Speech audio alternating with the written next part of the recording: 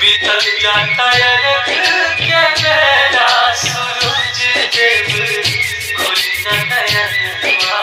अखन अहाँ सब सुन रहल छी फुलहर से माँ गिरजा मुझी के प्रस्तुति। उगी न सूरज देव भइल भिन सरवा, रौरे बाट ताकतानी दे दी दर्शनवा। बीतल जाता रघ के बेरा सूरज देव खोली न नयनवा। बीतल जाता रघ के बेरा सूरज देव खोली न नयनवा। उगी न सूरज देव भइल भिन सरवा, रौरे बाट ताकतानी दे दी दर्शनवा।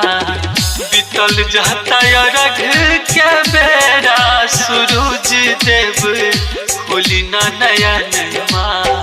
बीतल जाता रघ के बेरा सूरज देव खोली न नयनवा।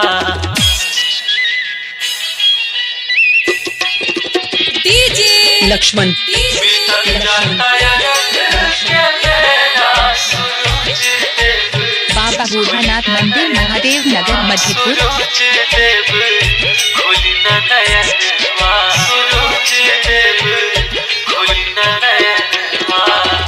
हथवा में डाला लेके घाट हम आईनी, रौरे ला देखी हम ठेकुआ पकईनी।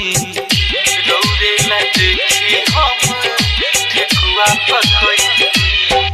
हथवा में डाला लेके घाट हम आईनी, रौरे ला देखी हम ठेकुआ पकईनी।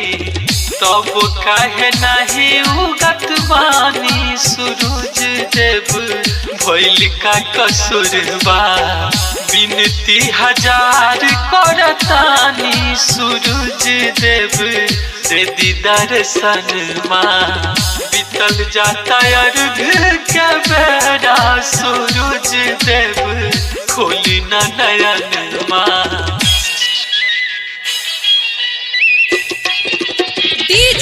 लक्ष्मण बीतल जाता अर्घ के बेरा बाबा बूढ़ानाथ मंदिर महादेव नगर मधेपुर। सूरज देव खोली न माँ गिरजा रिकॉर्डिंग स्टूडियो फुलहर। अजित गिरी लेके आई माथे डौरिया, राइटर लक्ष्मण देखी बनल बा कहरिया। राइटर लक्ष्मण देखी बनल बा कहरिया। अजित गिरी लेके आई माथे डौरिया, राइटर लक्ष्मण देखी बनल बा कहरिया।